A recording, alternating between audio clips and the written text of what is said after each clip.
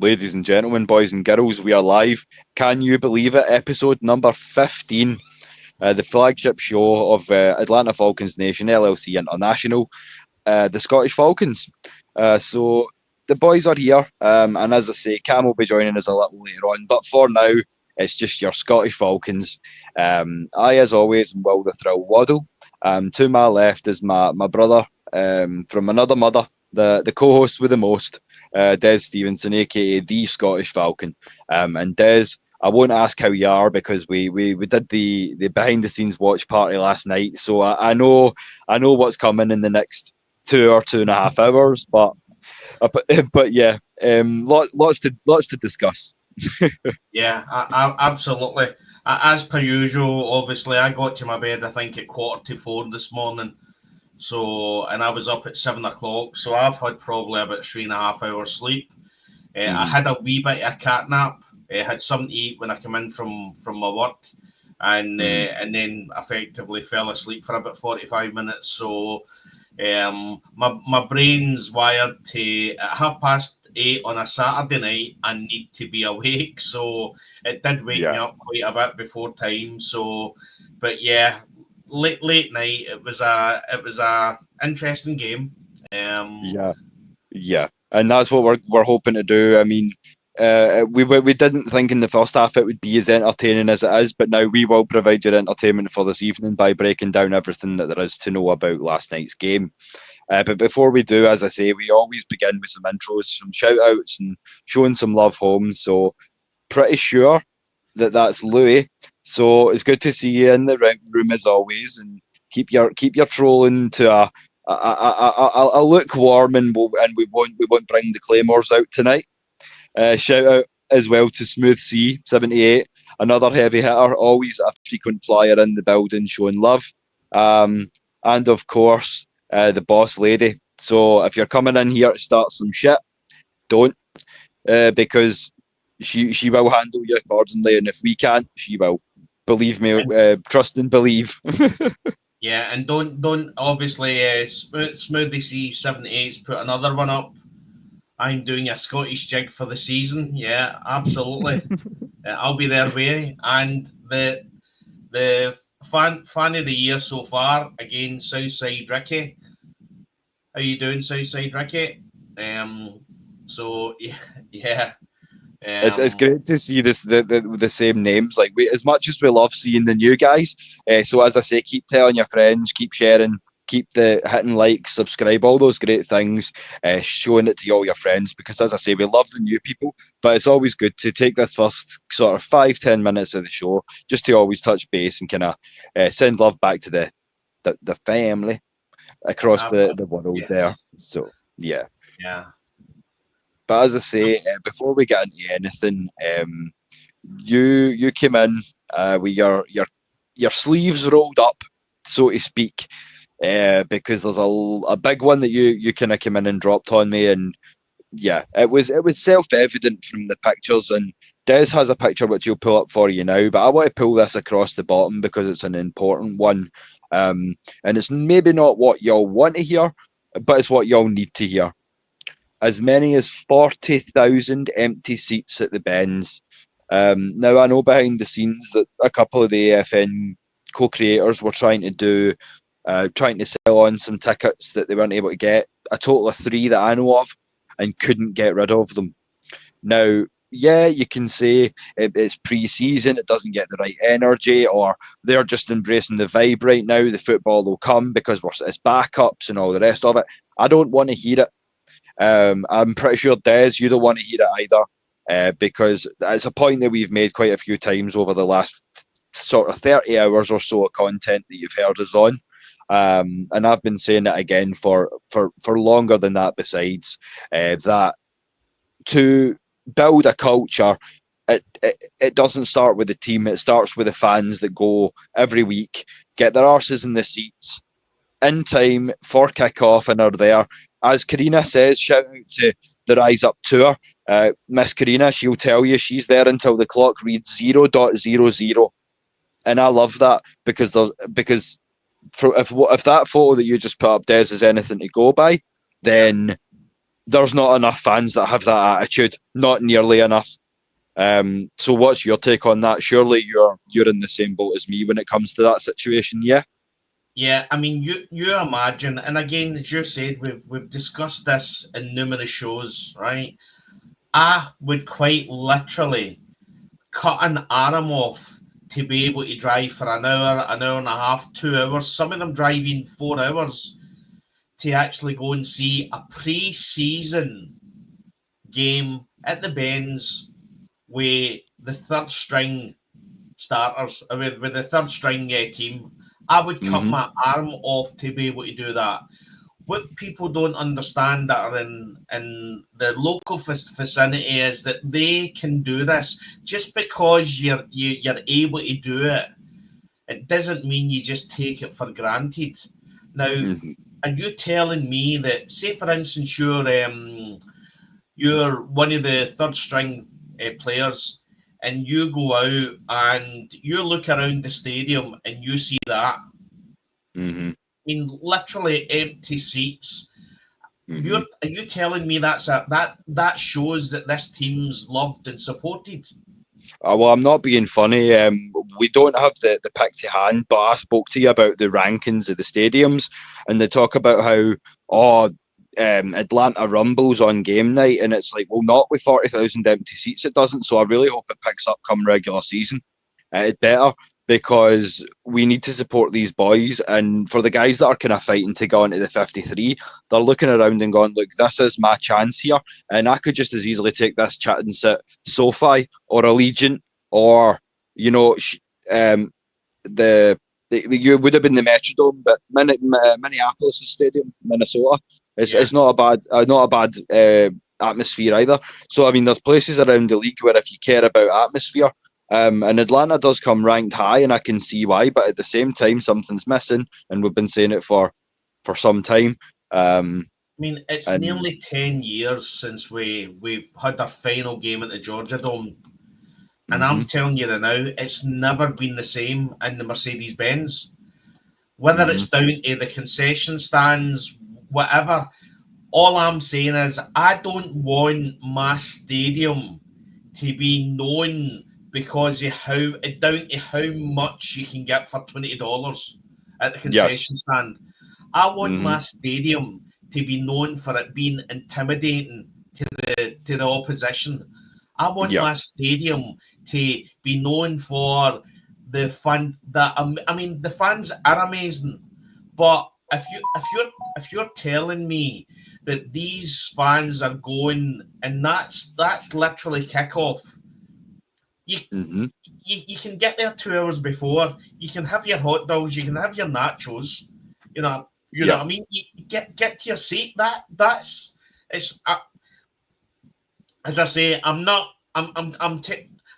love this team. I love this team more than any of you guys would understand. I love this team, but when even a preseason game, when I look at that on my team, it was screened on NFL Network.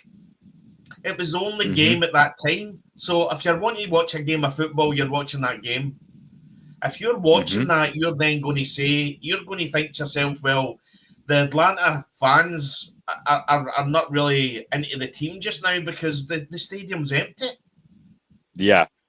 And while we're on this subject and while we're getting things started up, it's a perfect time to introduce another one of our brothers. We watched the game together last night. 10 Camo 1. He's what we would now go on to call a frequent flyer for AFN International. So, Cam, we're thrilled to have you as always, mate. Thanks for joining us again. Yeah, just talking about the stadium, and it would be a lot nicer to see more people in the stands. I know, again, it is preseason, but even during the regular season last year and all that Panthers game, that was I think there's probably more people in this preseason game than the Panthers game last year, though. So, I mean, that was. I'm having a couple of issues with your sync. I don't know if it's your side or mine. I'm hearing them okay, mate. I'm hearing them okay. Oh, okay. But, Right. So I mean, trying to. as I said, I mean, if you're trying to win your way onto an NFL I'm squad, going and to you jump come out in and back in again. Sorry, and guys. you come in and you look at that stadium. I mean, there's a picture from kickoff, Cam. yeah, You know what I mean? is that, That- what quarter was that? That was kickoff. Oh, But- first kickoff. Okay. But to be honest, it didn't improve really after that. Yeah, no, not really. You know what I mean? And then you've got Arthur Blancon saying that there's 40,000 people in attendance. And I said earlier, I want my stadium to be known for more than how much you can get for $20 at the concession stand. Yeah. You know what I mean? I want my stadium to be known for it being intimidating for visiting fans, visiting teams, for the great fan experience. We want a great fan experience. That's all good, and it's phenomenal that you can get all that stuff for $20. But it doesn't mean that when you go to see the Atlanta Falcons that's what you're going for. You're not going to feed yourself. You're going to support the Atlanta Falcons. Yeah. As I said, I would cut my arm off. To be able to drive and see my team. And the people that can do it just decide they're not going to do it. As I said in previous shows, this is an international fan. This is a guy, and this is people in Scotland that love this team more than you could ever imagine. Right. Who would honestly? I mean, just a pre-season. If I could have one pre-season a year and be able to, I mean, honestly, if Atlanta Falcons were playing the Minnesota Mudslingers in my local stadium, I'm going to be there. I don't care. You know what I mean? Yeah, 100%. Then you see the Atlanta metropolitan area has got 4 or 5 million people. You know what I mean? And you can't come out on a Friday night, buy some fantastic nachos or a pretzel or beer or whatever, and just sit in your seat. Not to mention some of the sickest fucking merch in the league, because there's something about that black and red. I mean, come on. Tell me that don't look fresh. So I mean, yeah, I get it. There's a lot of appeal, but if you want to come down to the stadium and make a day of it, then yeah, by all means do that. But please, please, please, for the sake of the team, make sure you're in your seat for kickoff. That is what we would. Oh yeah. Like, we can rant all day, but that is what we would implore you to do as diehard fans ourselves, because we know what we would do given the chance. When I went 2 years ago for the Houston Falcons game, I didn't leave my seat unless I just needed to get another beer or piss break during each between quarters or whatever. And I remember I even lost my voice after the game, and I had these I don't know if they're from Atlanta or they're visiting, but they're Falcons fans. They were kind of side-eyeing me because how loud I was being. I was just yelling for any of the most anything. And I remember one of them asked saying well, you want to be careful because their family's here. I'm just showing emotion for this team. I'm I'm not probably going to go to another Falcons game in person for years because that just costs a lot of money for me. So yeah, and it's my first experience. I was celebrating my 21st birthday, so I was just loud as hell. Why the hell not? And as I say, just a shout out we can to some more of the guys in the chat. Shout out to Kev, who, as I say, he's been helping us along. He featured on the first Saturday scrimmage, so we're glad to see you up in the house on a Saturday again, Kev. Pleasure as always, fella. As I say, Ricky's been making some good points. He'd hate to finally be able to see a game in person and then that not everybody's there cheering, which I completely agree with. That's just facts. If we make the trip, which is 9.5 hours, give or take, on the plane, we are making that investment and we are making not just that time but that commitment. As Maggie says, the self-evident dedication that we put in as international fans, the time difference and all the rest of it, take all that out of consideration. If we're making all that effort and we're coming into a half full Benz, think carefully. As a city that's about to host the Olympic fucking Games, the opinion that other people who care about this city and from other places around the world, the sort of impression that you're giving out. Smooth That's all we makes would a say. pretty good point, though, in the comments about it being on a Friday. Yeah, with high school football being around and all that. that's a fair point. Yeah, especially and especially in a hotbed like Georgia. I could see that. High school football is so there is a caveat to that. It's up there with college football. Yeah, but the issue I've got is that after Blank said there was 40,000 people in that stadium. Mm-hmm. So there was 40,000 people attending. Right. Yeah. But they just weren't on their seats. What I would say, Cam, is that it's quite me and then Will were seeing it from a different perspective as well, because when we grew up as soccer fans. Oh yeah. Now soccer fans are known for being very passionate and effectively. I mean, you'll go to a soccer game. I mean, you see it in Atlanta as well. When you watch Atlanta United, and it's constant. You see the big crowds. There's 70,000 people at Atlanta United games. They're all waving the flags. They're singing their songs.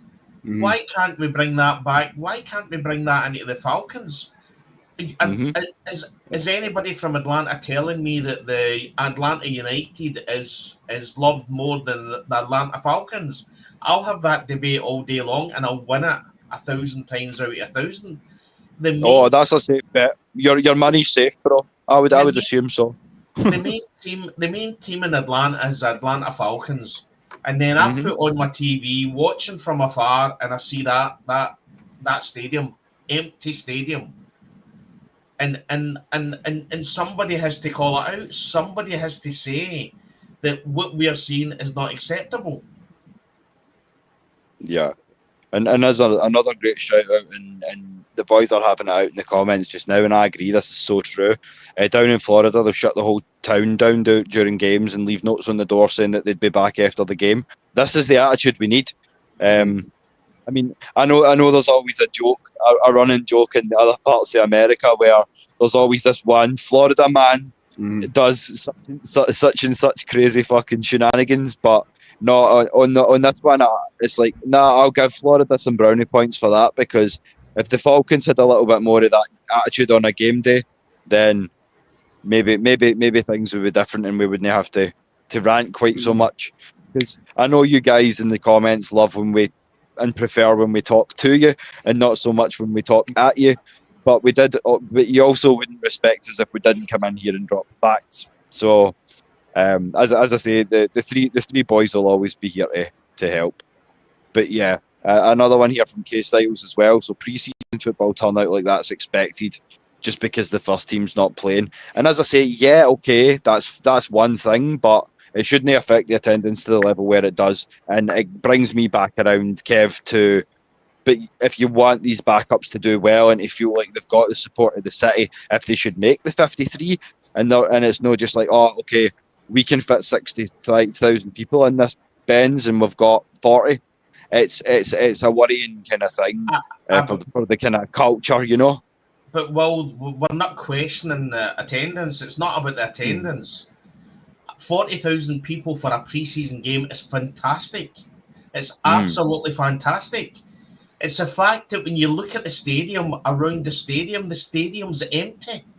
They're all in. They're all out at the concessions. A lot of people like to walk around. Yeah, they like to check out the stuff, and it's like a giant shopping center, to an extent. Yeah. So there's a lot of things to do other than be in the seats, which you'd want people to be excited and watching guys warm up and cheering for them.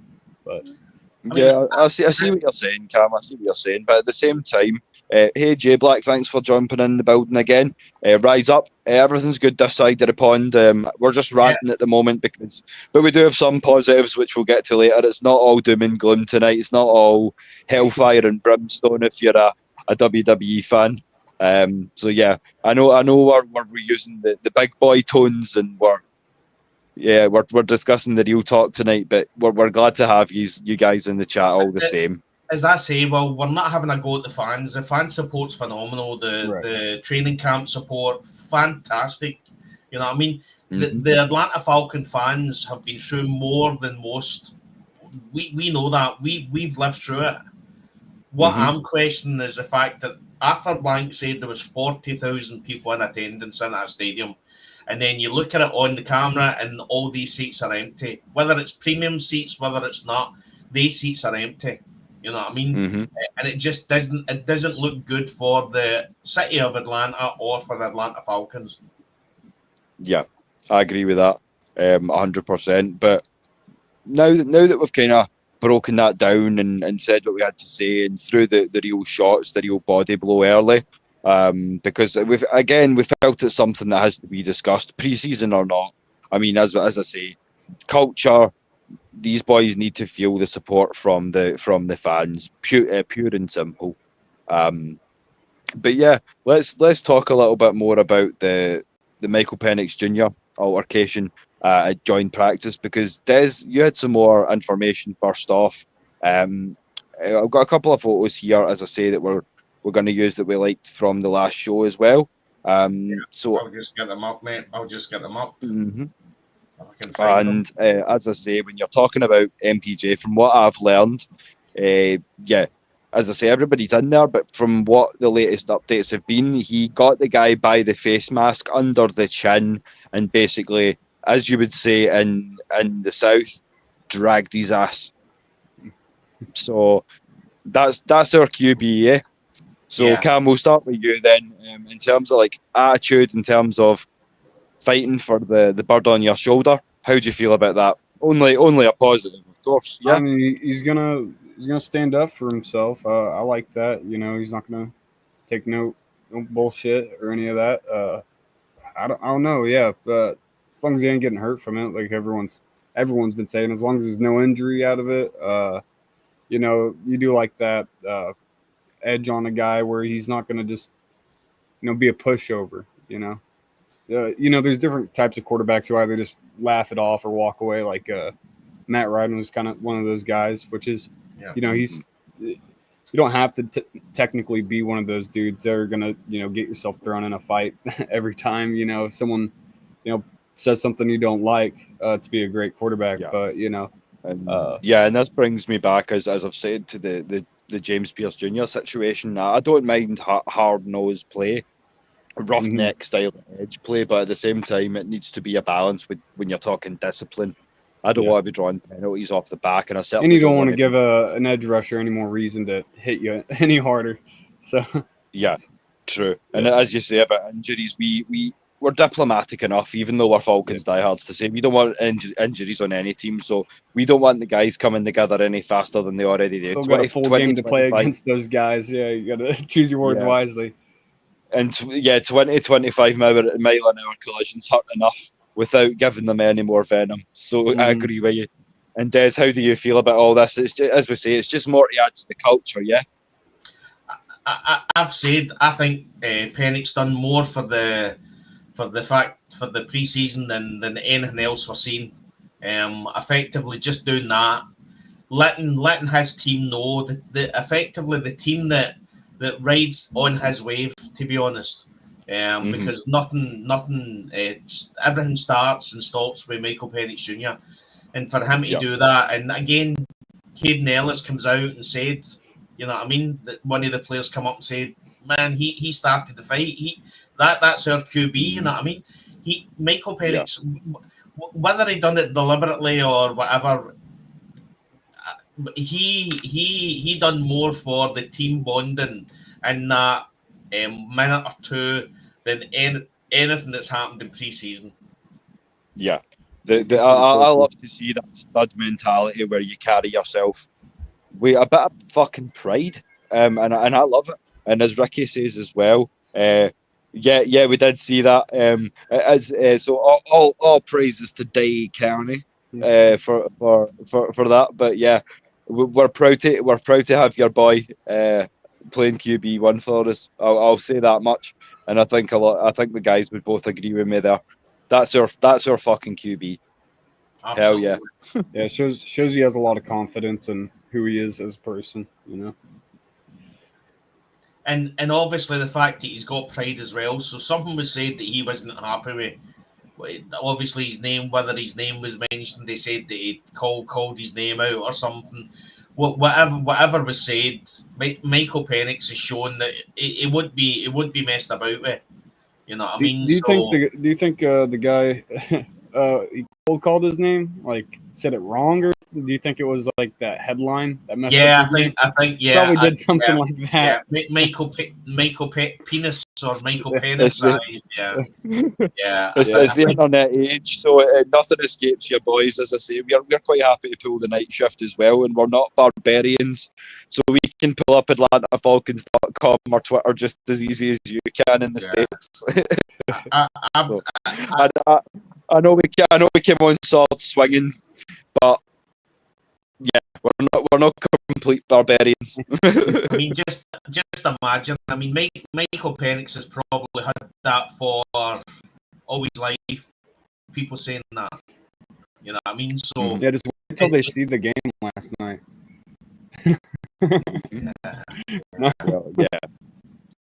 That's gonna breed some things, mostly contempt. It's all good to see you again, my brother. Another regular in the chat. So as I say, double check that ancestry for us. See if you don't find any Scots or more likely Irish in there for us. If that man's not got a bottle of Jameson sitting on his worktop somewhere, I'll be shocked.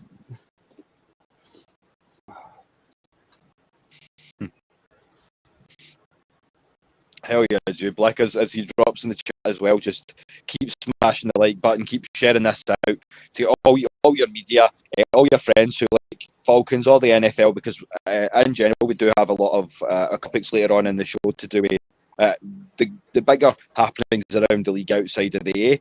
I know we're mainly the Scottish Falcons, but as I say, we do like to be diplomatic where we can, and not just when we're making memes. So, but yeah, moving on, guys, from the Penix situation. The next headline I've got here to talk about, another major one. Des just informed me of this tonight, so we'll start off with you and then Cam will get your thoughts. The major update here, so Jalen Walker missed last night's game against the Tennessee Titans. It was a groin issue. So after hearing first hamstring and now groin, do you think these ongoing injury worries are, again, just Coach Heem and Coach Ulbrich being a little bit more reticent to make sure that he's 100%, or do you think it's something that we should be more concerned about? And we'll start with you, Cam, this time. I mean, with it being like did they say last time what it was? Like, what kept him out of like practice for a few days? Was it groin too, or was it knee? Slight hamstring. That's right. Which is kind of the groin area. I don't know. Just based off like the recent history, like I guess maybe there might be something that's being agitated from, I don't know, maybe a few months ago or something. I don't know if it's too serious, but like it probably is something, because a lot of players play through injuries, light injuries like that, but they might just be playing it safe. If it was something really serious, I don't think he would have even played the game last week, to be honest. So that's my take. Yeah, I'd agree. And Des, this brings me back to something. While we get your thoughts, it brings me back to something you said, which was when you're talking about the groin issue and things like that. Coaches are going to say a lot, but not actually tell you very much. So, do you feel like they're just kind of covering all bases? Are you concerned about another lower body issue, and also some issues in terms of the playing surface itself? Because, as you say, it's a lot of these times it's hamstrings, it's quads, it's groins, it's 80% sort of lower body injuries. So, do you think like the playing surfaces have maybe got something in play as well? Something to look at. I mean, somebody on the chat, if you're a Georgia Bulldogs fan, I'm sure, did they play in a standard field? They play in the Mercedes-Benz, I think, right? No, I thought they had a separate stadium. I remember Jalen Walker saying, like, when I walked into the Benz, when I played in there, before like preseason even started, he talked about playing in the Benz already. Yeah, because so I don't know. I think the Georgia played some of their championship games in the Benz. Right. Yeah. So it might be a possibility that because he's going from park to obviously the tough that is in the Mercedes Benz, there's some issues. But again, most of these training is what I would say is. And I can see a comment here before you continue, which is maybe throwing a little bit of a spanner in the works. I don't know if you've heard anything about this, but what's up with Divine Diablo hindering Jalen? I don't know about any of that. If you've heard anything, Floyd, then please let us know. Des Karen Walker. I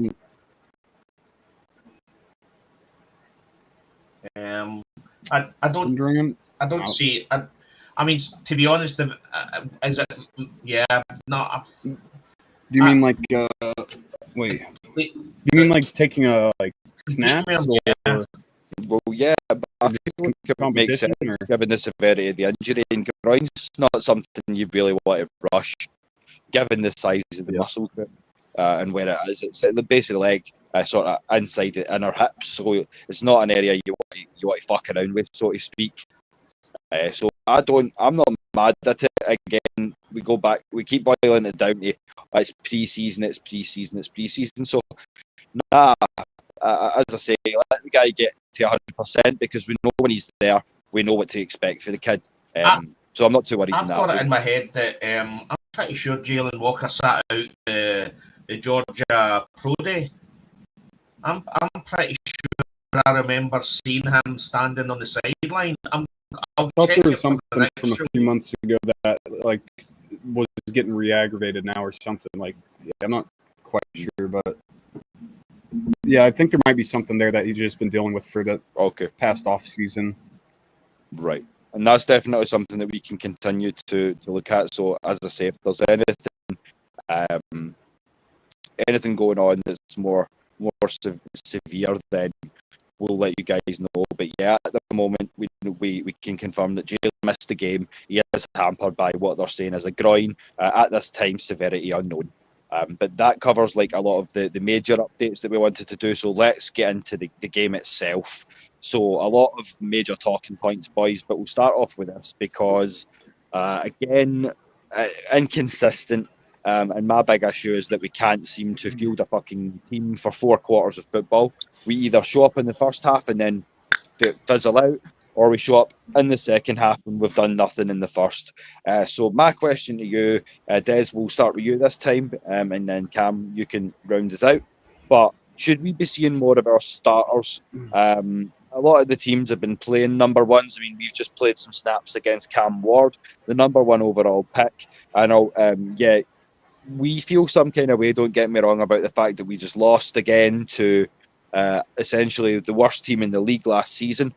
So yeah, we could rant about that. But in terms of just how many starters you've been seeing and the rotation, how do you feel, Des?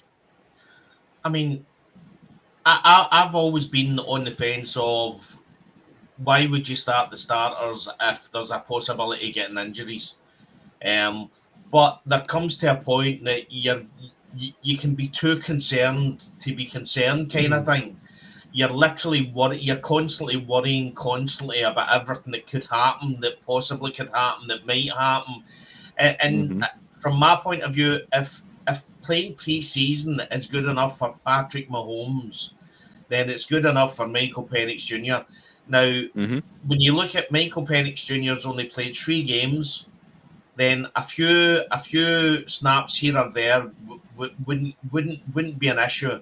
But probably if you look at it from the other point, if you're a running back, if you're Nathan Carter and you're desperate to get onto this team, and then when you get the ball handed off to you, the O-line is so bad on the run defense that you can't actually get a space to run through, how are you meant to help yourself get on this team when the backup O-line is effectively hindering your performance. So I've seen it for a few pre-seasons, and you look at it and you say, this guy, he's trying his best to. I mean, and he done well last night. He done really well last night, but we all seen the O-line was subpar. The run offense was non-existent. You know what I mean? So when you look at it from that point of view, Will and Cam, how can you really see what some of these backups can do when you're effectively playing them with the backups? If you allowed even 2 or 3 snaps, or maybe half a quarter or a quarter, with some of the starter O-line, you see how good these guys could be, then that makes that will make a difference. You know what I mean? These guys ain't going on. If Nathan Carter makes the squad and Raheem Morris wants to run him for a few plays, they're not going to trot in the backup O-lines to allow him to do his run. They're going to have the O-line, the actual main starters. So why not bring these guys in and let a couple of these guys that are trying to get on this team perform and see what they look like behind effectively a very good O-line. Yeah, and we'll get into that as well. But while we're on the O-line, and Cam, we'll throw it out to you just in a sec. But while you're talking about the offensive line continuing to struggle, we've got a running back who's just coming back, who, in terms of depth chart, we would list at running back 3 and Carlos Washington Jr. We've also got Nathan Carter, who's fighting to make that space. He made a few really good plays, despite the fact that the offensive line is not up to scratch. But I'm going to single out the two tackles, Brandon Parker and Jack Nelson, because I feel like Jack Nelson's discipline hasn't been up to scratch. Not nearly enough. I know that he's a 7th rounder, so I maybe shouldn't put quite as high expectations on him. But I was quite happy to sing this kid's praises. So I feel like a lot of our struggles last night were down to the offensive line. How do you feel about that, Cam? I agree with pretty much everything Des said about like how can you know what talent you have when you're putting them behind guys who are just atrocious at their job. Like how are we supposed to like know Carter's potential when the line can't even, they can't even block at all? It's bottlenecking his talent level. But I can't tell you what I can maybe tell you is like why Raheem might be doing this is because either he just knows what he has in the offense and he just would rather see what he doesn't know what he has and the other things, because we didn't even have our offensive coordinator starting last night. TJ Yates was the coordinator. I remember seeing Zach Robinson on the sideline. Yeah. And I don't know why I took a mental note of that, but that's because Zach Robinson always calls from the box. And that's something from the sideline. Yeah, that was something we had. I had brought that up last night. I had said why remember we had said Zach Robinson is always in the box. Why is he on the sideline? He wasn't calling plays. Yeah. And our thought was that he was maybe just trying it out down there to see what the difference was. But then obviously we found out you had said to us, Cam, that TJ Yates was calling the plays. Yeah.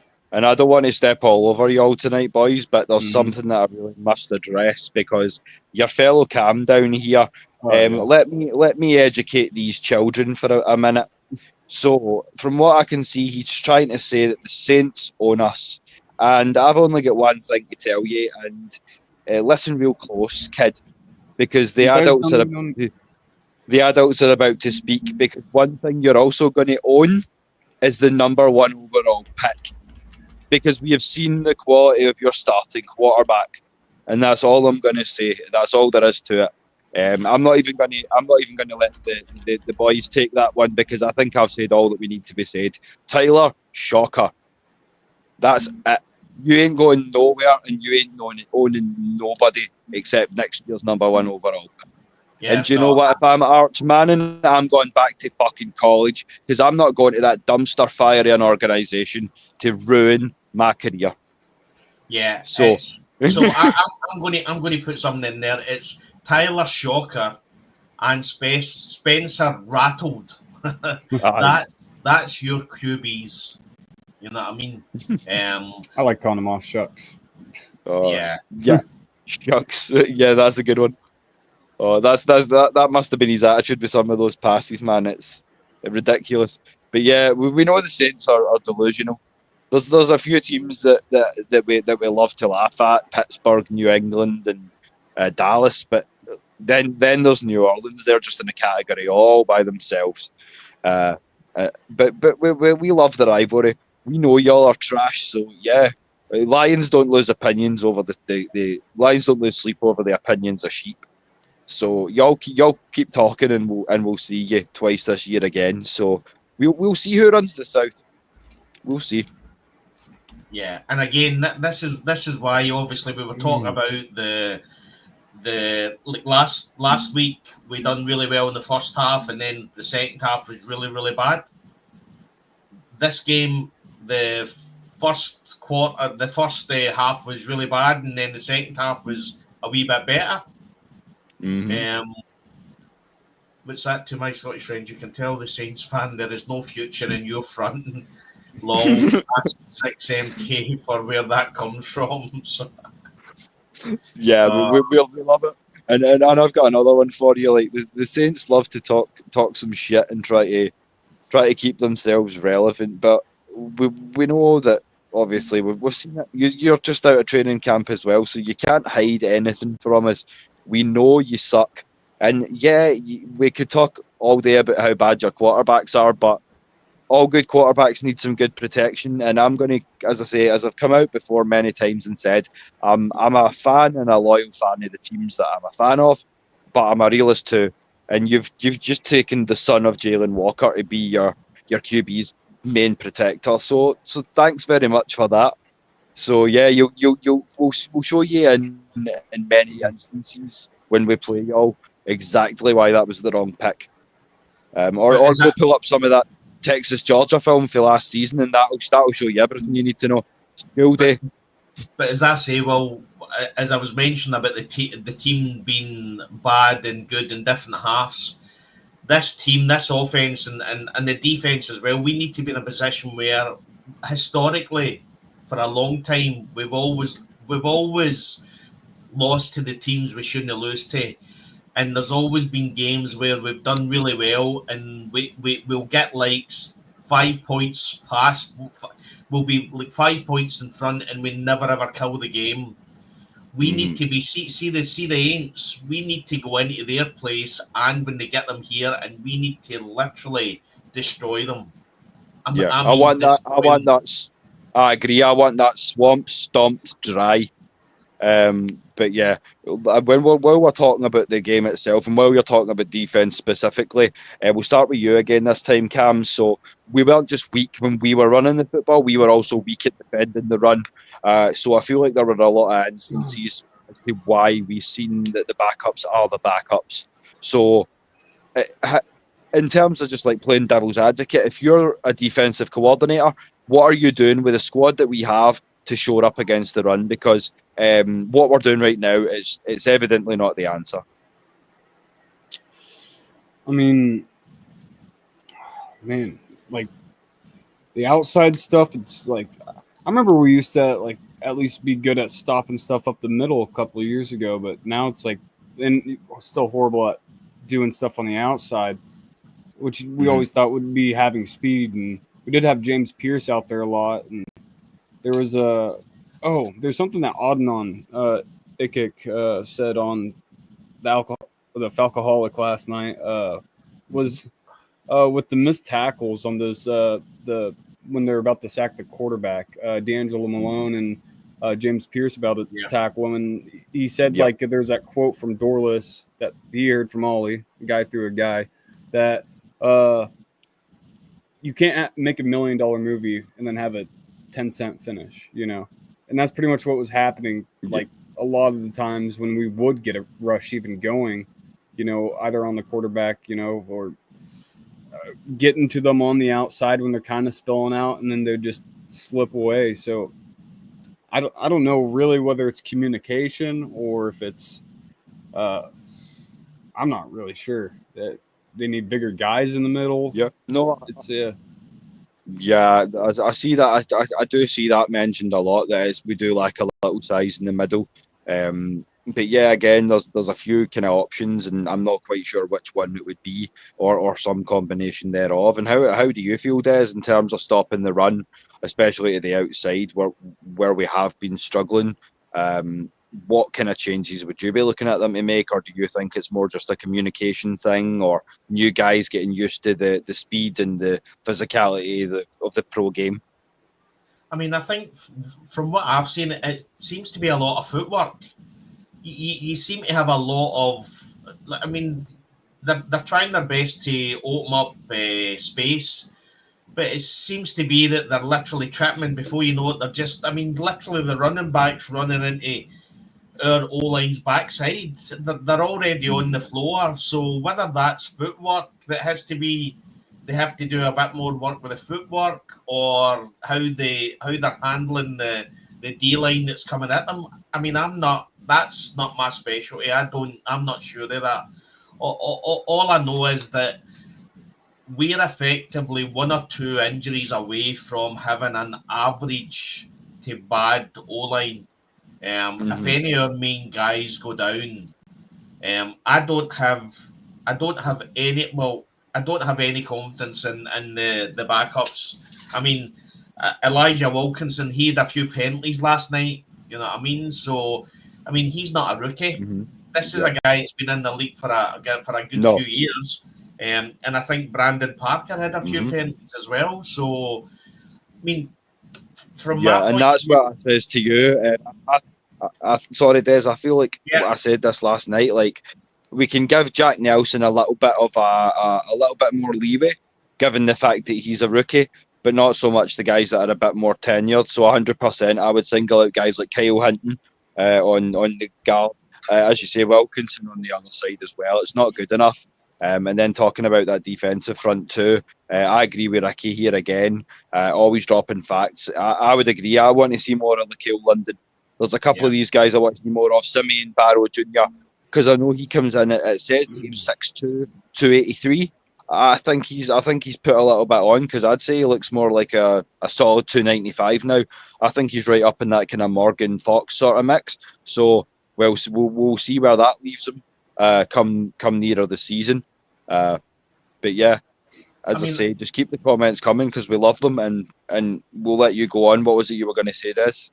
We need to, again, it's maybe me being delusional, but effectively, what I would say is that if this offense is as good as we think it's going to be, then there's going to be times where we are so far in front, hopefully in the fourth quarter, that we can start playing these players against first stringers, you know what I mean, to get their experience up. But for me, the fact that we've got somebody like Jake Matthews who never gets injured, and Caleb McGuire, I mean, none of them ever get injured.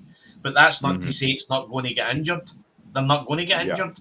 What I would say is probably one of the positives was that Easton Stick actually did. It looked as if he did get quite a lot of time in the pocket. You know what I mean, to actually make his plays. But again, when we're trying to do anything on the run game, it was just falling flat. We were just hitting a wall.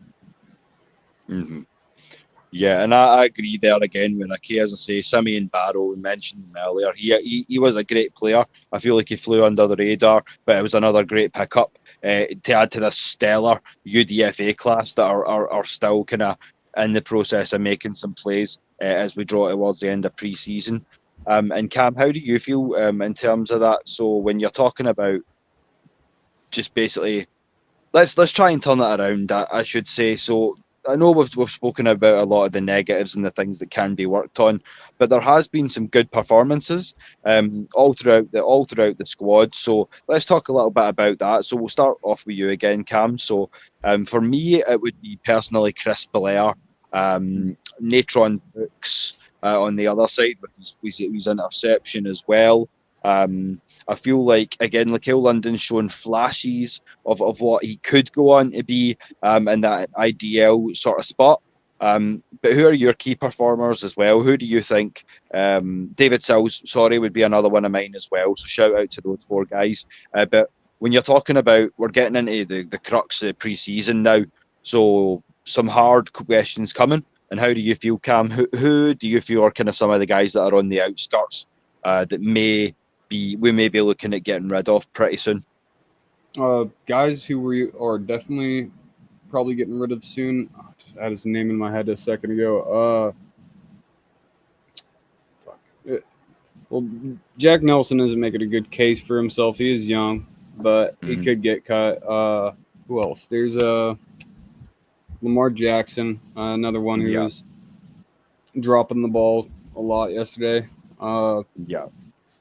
Man, Emory Jones, I don't think we're going to keep him just because of that bad concussion that happened. I don't think it was too horrible. He did get up and walk, but he did throw up his hands while he was out for a second. And that's something we will touch on later on because, as I say, that's always an important part of the game and something that you hate to see, but something that has to be obviously talked about going forward a lot. But yeah, there's a couple of stat lines. I've not looked into the X's and O's fully yet, but there is a few stat lines I'd definitely like to see. But that's 4 or 5 players we can definitely shout out, and a couple that we feel need to step it up. And how do you feel, Des? Yeah, I mean, I'd put in there Tegan Quitoriano. He was the one that effectively ripped the ball out last night. And when you hear in training camp, he's getting a lot of snaps for the second team and the first team and things like that. I think Nathan Carter, when he got a bit of space last night, he made the most of it. He got the touchdown. So again, from my point of view, it's you've obviously got Carlos Washington Jr., you've got Nathan Carter, and you've obviously got the two main guys. But you can see how quickly you can be down on running backs. So you really need some really good backups. And it would be a shame to have to let go Nate Carter. You wouldn't want to cut him just because of lack of skill. It's just because that room is just so talented. That the ceiling is so damn high. Although saying that, after those 4 guys, there is a drop-off because I'm not convinced by Deshaun Corbin. I feel like he did not play up to standard, not nearly what he could be. But yeah, some shout-outs down in the comments for certain players. Another one for Chris Blair. I feel like, again, he caught that nice touchdown once Easton Stick got his head together. So that was nice to see. We do hope Jack Nelson can make the team. As we say, it's young, it's teething problems, we could say. So we can put it down to that. There's still time for him to develop and plenty of it. So I'm not too mad at him. He's a good prototype. Like he has a build. He's just white guy from what is it? Wisconsin or Michigan? Wisconsin. Yeah, Wisconsin. He's perfect for one. Yeah, I would definitely like to have him and keep him, and I feel he can be. It's really penalties that are killing him, honestly. And I don't know if it's just he just ain't like good at moving his feet, or just like I don't know. He's like he loses. He just lets people get around him too quick, or something. I see what you're saying. Yeah, I mean, in terms of fundamental skill set, in terms of frame. There's a lot to like, but I feel like he needs to get the discipline sorted out. And as you say, a big issue might be the quickness and movement, or even just the rate, putting it all together at the rate that these guys are coming at you as well. It's a little bit, it's not a little bit different. It's a whole lot different from college to the pros. But yeah, while we're on the subject of some positives, as we say, shout out to James Pierce Jr. Can I just jump in just on Please to make another point? This is where as well I think we need to look at starting the starters. Now we're effectively putting out the full backup O-line, right? So they're obviously they're against all. There's a few veterans in there, but you're not telling me that if we put out Javon Gwynn Take effectively Ryan Nuzzo out, put the rest of the O-line in there and put Javon Gwynn in and see how he gets on. You're not going to tell me that's not going to train him and teach him better when he's got better players next to him. The problem he's got is that if he's got players, if he's a rookie or he's trying to learn, if he's got other players that are in that same position, then you can't. You're obviously going to see more weakness in all the players, and you can't really tell whether there's where the work has to go. If you then put Javon, if you know how your main O-line works. So if you're doing a pre-season, you put the O-line out for a couple of snaps and then switch over maybe Brandon Parker. So you've got all your main players, but you then put Brandon Parker in at right tackle, or you put Kyle Hinton in at right guard, or you put Javon Gwynn at centre. You then start to see where their weaknesses is because you know the strength of the other players that are around them. You know what I mean? This is why when we talk about starters, it's all about helping to develop these young players. But I agree. And speaking of the young players there, shout out to Jay Black. He's saying that Nelson has been skittish on the line, but I do believe in him. And also Ricky, he's another McGarry. He's going to get better year in and year out. And I feel like if we can stick with him, you may well be right. He's got all the frame that you'd like. He's right in that kind of same size mix with guys like Jake, Caleb. So he's another big body. So if he can get those feet moving right and he can get the mental and the fundamental in place, then I feel like he could be a really great tackle to have, especially as he comes into the latter seasons of his tenured career as well. He's definitely a good option to have. But yeah, while we're on stuff, on you go, Des. But these players, I think these players would develop better if they had some of the starting line next to them. Yeah, I agree. Some of these mentors, the way JPJ is with Leonard Floyd, I completely agree with you. Just build a similar situation. If you want to build a team culture, then have these mentors for every position group. I completely see what you're saying. That's a great take. From my point of view, you look at Ryan Nuzzo and where he came from. He was an undrafted free agent. So if there's anyone that can help Javon Gwynn or Jack Nelson effectively how to get from where he was to an actual starter with a good contract, because effectively they're not there to play as many games as possible. They're there to make their money. They want their money as well. You know what I mean? Yeah. So that's where Ryan Nuzzo would come in. But again, you take Ryan Nuzzo out and you start plugging the players into these starting O-lines in the pre-season, and then you see how they work. And then you know that if effectively you have to, for whatever reason, Ryan Nuzzo gets injured, you're then plugging either Javon Gwynn or Jack Nelson in, then you know what you've got. You know how he's going to deal with the other four players. Right. When you put him around other talented players, then you can actually isolate and understand what his mistakes are in a vacuum, because everyone else is doing their job right. But when everyone else is just messing up and it's a cluttered mess, how do you know who's at fault, really? Absolutely. Exactly. You're right, boys. So I feel like there needs to be a certain investment from us and some of these younger guys to obviously breed that sort of progression that we're talking about and that we hope for guys like Nelson and Nuzzo and some of these guys that are just kind of coming into their own in terms of their position and finding not just their position in the league, but where they fit into the team schemes and things of that nature as well. But talking about the line play, on you go, Cam. I was just going to say that maybe also just why he ain't pairing them up, just because it's hard to justify a 7th rounder being paired up with all your starters the first season. Like Bergeron, he's kind of thrown right into it, and that's because he's a 2nd rounder. You're going to try to get him as many starts with the starters as you can early on. Yeah, I understand that, but I mean, like, it's risk versus reward. Right. Knowing I've got a 32-year-old left tackle and things of that nature, knowing that he prefers to play left predominantly is what I've heard him say at some point. He prefers to be left tackle, so he would be better being groomed by Jake himself. So having the man there to go, no, here's what you're doing wrong, and here's what my 12 years in the league will be able to teach you at this point. But yeah. But when you're talking about front seven play, we've got to give a shout out to JPJ, and this was a good point by you, Des. It was you that brought it up, so we'll let you go over it first, and then Cam will get your thoughts. So PFF, Pro Football Focus, have released the stats from across the first 2 preseason games. So James Pierce Jr., 7 pressures and a 21.1% pass rush win rate. So Des, what do you think of that? That's some promising numbers. Knowing that he's been facing cuts and chips and double teams, that's reassuring to see, isn't it? Yeah, I mean, I think the pick six for us last night was, the interception was effectively on JPJ's pressure on the quarterback. Now, yes, sir. It was.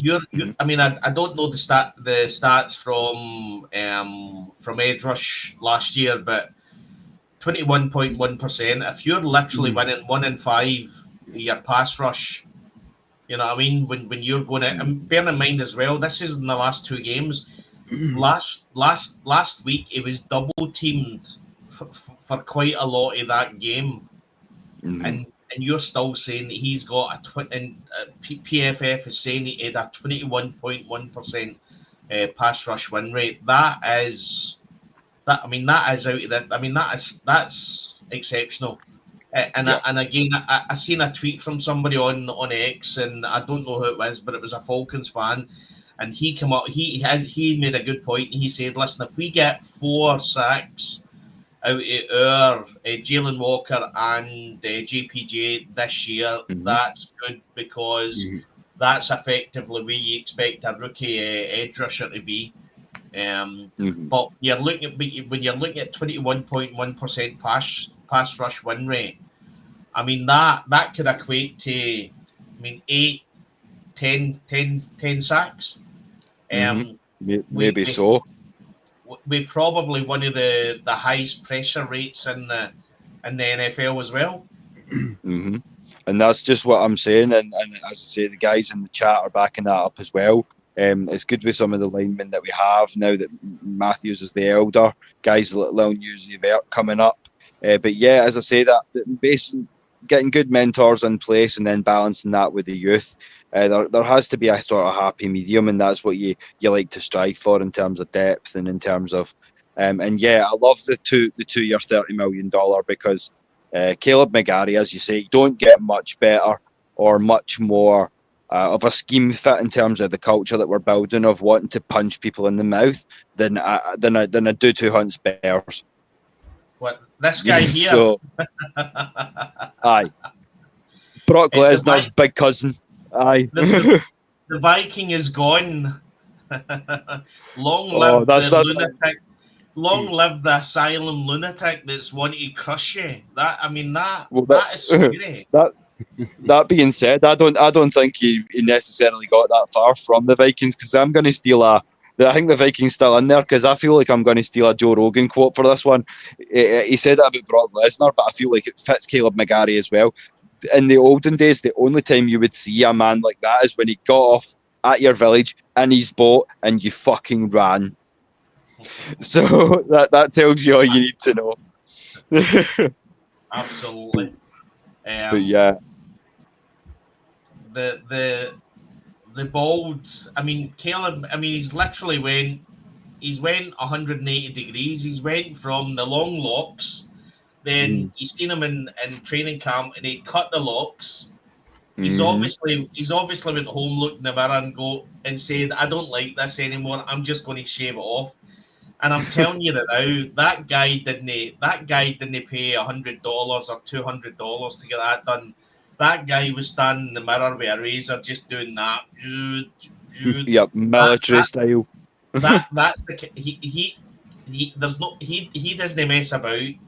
That's the kind of guy he is, and that's the kind of guy I want in my O-line. You know what I mean? Yeah. As I say, some fucking studs that go about it with military precision, right down to the haircut in some cases. And I mean, even the enemies are shouting us out.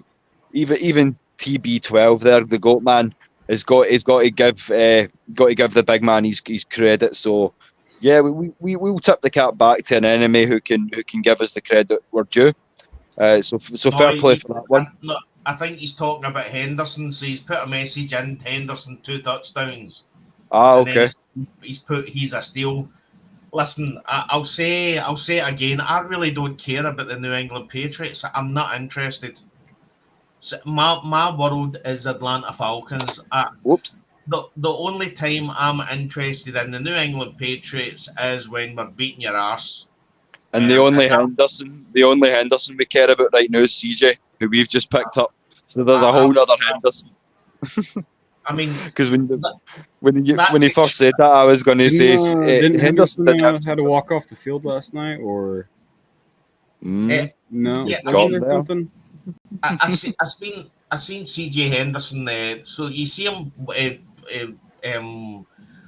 the uniform on and warming up, but I don't think I seen him at all in the game. The game. Oh no, it was Black that got injured, or Gray. Okay. Henry Black. Yeah, I think he got Henry Black. Right. Yeah, okay. I'm not sure. Or he got like shooken up or something, bruised, because he's walking off the field by himself. But yeah, I remember. Yeah, he got bruised up, is what I said when that happened.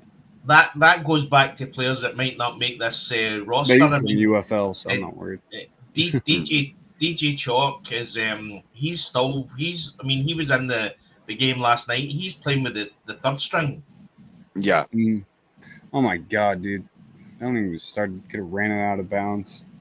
It just maybe feels like it's not the guy that we thought we were signing. We thought that we'd brought in until we looked at it. We fresh morning eyes after our coffee, and we were like, oh, this is the Darnell Mooney replacement. He's not. Yeah. He's. But no, all praises to him. But no, he really should have got out of bounds when he had the chance. Man, watching that 2-minute drill was just like horrible. It was so slow. They could not get the ball set, get in position. They were like jogging through their positions. Horrific. No will about it. And as you say, this was one of the topics you suggested, Cam. So let's pull that up next while we're just shooting the shit here. So TJ Yates, as you said, he was calling the old plays, but in terms of the 2-minute offense and in terms of even the touchdown pass to Blair, it was good in a lot of ways to see Easton Stick, as I say, show a little more arm, open it up a little bit with some of the deeper throws. How do you feel about that, Des? And then we'll find out how you feel about it, Cam. Yeah, I mean, effectively, the benefit of having Easton Stick thrown so many pass plays and doing so many pass plays was the fact that we get to see how good Chris Blair is. And we get to see the quality we've actually got in depth at the wide receiver position. But I mean, yeah, we'll go on to that about Easton Stick. But I mean that pick six. I mean, what he's seen when he throws that ball, I have not got a clue. I've watched it over and over again, and I know you hear people saying that he's seen ghosts. I mean that there was just nothing there. I mean, he looked up and double checked because we thought he was undersized at first. Drummond, we looked it up and he's 6 foot and about 200 pounds. So we went, dude's no oversized. It's just that he looks undersized because you're throwing into triple fucking coverage. Yeah, exactly. Yeah. There was 3 guys, and I will never understand why he threw that. But again, QB3 is going to do QB3 things. Yeah, I mean, listen, I want to jump onto what Southside Ricky says, but just quickly, and we'll come back to what we're saying. But this was something this was something that I wanted to actually mention as well when we were talking about TJ Yates. So Southside Ricky said, yeah, we're setting TJ up to take over as OC, being that Zach is probably going to get a head coaching job somewhere after this season. And this is effectively Raheem Morris looking back to what happened with us in 2016 when effectively Kyle Shanahan walked out the door. We had coaches there that could have moved up. We had Matt LaFleur was there. So effectively we had coaches that we could have put up and to take Kyle Shanahan's place. But I would say that yes, outside Ricky, this is probably Raheem working out that it's if this offense is as good as what we believe it's going to be this year, then Zach Robinson will probably be a head coach next year. And to keep the continuity going, as you say, if we're then have got TJ Yates effectively doing calls and learning from Zach Robinson, then it means that the flow of the offense is going to continue if Zach Robinson does walk out the door. Mm-hmm.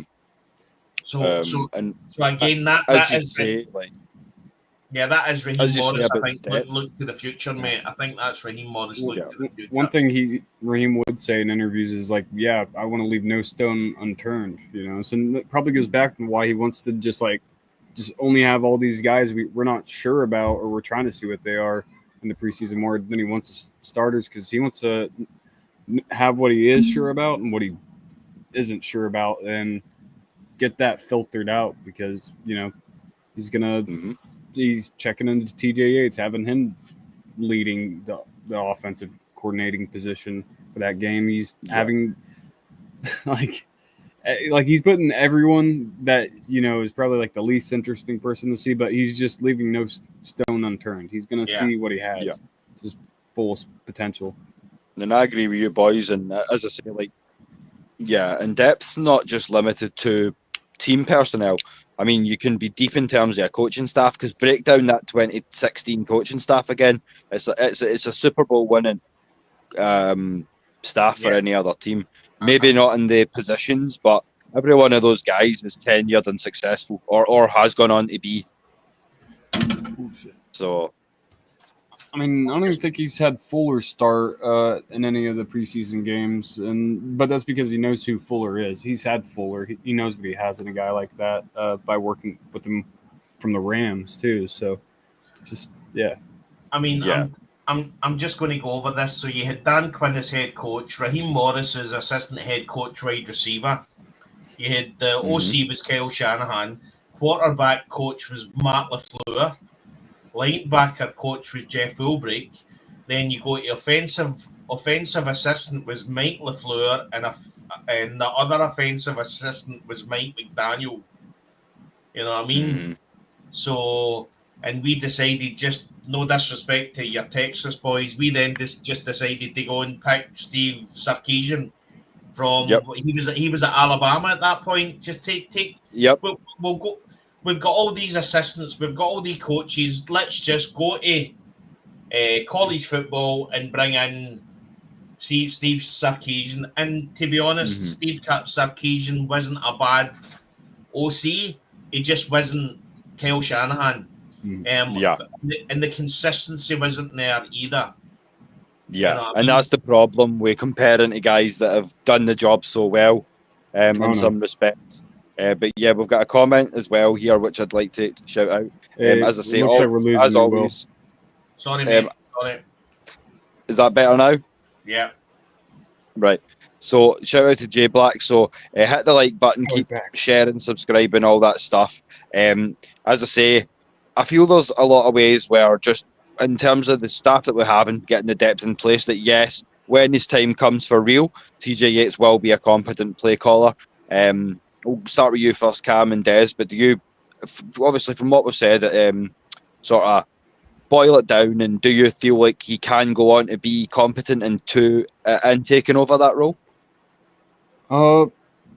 Yeah, I think eventually. I mean, I'm not really sure how, I don't know what TJ's resume is other than the being a quarterback coach for the past few years, and he's worked with Desmond Ridder, and I think he might have worked with Marcus Mariota while he's here. But I don't know. I feel like he's probably learned a lot from Zach Robinson. Zach Robinson used to work for PFF, so he probably understands a lot of the they're both around the same age, so they probably understand a lot of the style of of the way they've learned football. They probably have a lot of similarities, because I didn't really notice a difference. Obviously it's preseason, so it's vanilla. It's not really going to be your your end season playbook. But with time, I'm sure he could learn a lot. Yeah, I definitely agree with that. It's all the bodies that you put around him and how much can he learn and things like that. So yeah, we've spoke a little about the offense and a little about the defense. So we'll let you start this off, Des. So going on to the Koo versus Krieg battle at kicker. First off, would you have kicked that ball? 65-yarder at the end of the game. You're the head coach. Are you having a crack for the tie? Yeah, absolutely. I mean, I'm going to say something. I don't think it's a Koo versus Krieg battle. I honestly believe that Krieg has got the stronger leg, but because he's an international player, he can sit on our 53-man squad as an exception. So again, I don't know how it would go game day, but if you're able to do it, I would be in a position where that 65-yarder, I'd be saying to Krieg, right, go out, give it a shot, see what you've got, see what if we know Koo can kick well and he can kick probably he's 50, 55, 58 yards. We're in a position where if it needs to be higher than that, then we've got Krieg there. We know that he could probably kick 60-yarders. Let's give him a shot. Let's see what he can do in a live game and go for it. That's what I'm doing. I mean, obviously, I know that Raheem had come out and said that he wanted to win the game, but it's pre-season. I don't really care about the score. Yeah. All I'm interested in is development of these players. And when you've got somebody like Krieg sitting there that has got a really strong arm, a strong leg, just put him out there, give him a shot, see what he can do. Yeah, what are you learning on 4th and 18 trying to throw the ball? Just do hero ball. Like Krieg is your insurance policy, and you want to know what you have in that insurance policy. And as it says to you, I really do feel like we might have 2 kickers this season with that, the international player pathway, allowing him to be on the 53. Because I don't think there is anybody on this team that's in the lower parts of the depth that can justify taking Koo's spot on the 53 with Koo's history of being a historical accurate kicker. Yeah, that's true, I guess. And one thing I would say is obviously we've got the quotes here as well, Cam, from Coach Morris himself that you dropped in the chat today. I didn't like the 65-yarder for Lenny, and I'm not a big tie guy. I'm not the biggest tie guy either. But at the same time, it's pre-season, so win, lose, draw doesn't matter. But as Des says, it's about player development, and if you're bringing this guy in and you've got the exemption, I don't mind a little bit of kicker by committee until we know where Koo's at in terms of his progression health-wise, because that's one thing I did say. In terms of the way he's still dragging his leg a little bit, he's not where he wants to be. He's not where we would necessarily want him to be. So with the player international exemption, it can only be a positive to carry 2 kickers basically indefinitely on that caveat as well. We're used to insurance policies. We got one when we got Kirk. We went and got Michael Penix Jr. So it's not unfamiliar for Raheem Morris to take an insurance policy if he has one. Yeah. No, again, as I say, if it's there, you've got to grab it in some cases as well.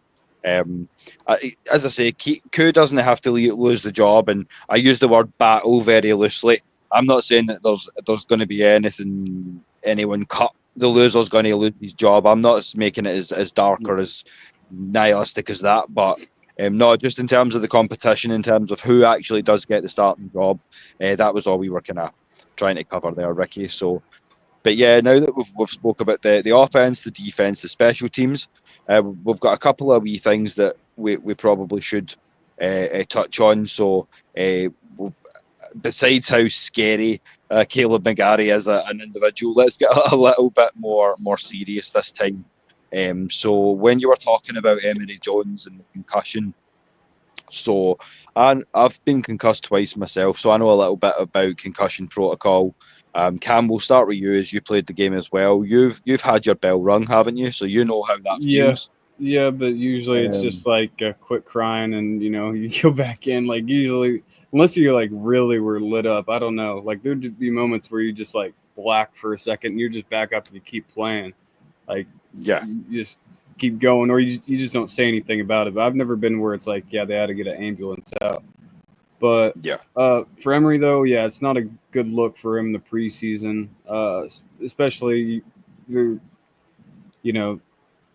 it's just not. I don't think he's even playing any better than Easton Stick. Honestly, it's just you're gonna take the guy who's not gonna, end up taking those kind of hits. He was not sliding into the tackles. He was taking those tackles fully standing up for some reason. That's just not someone you want. Yeah, I would agree with that.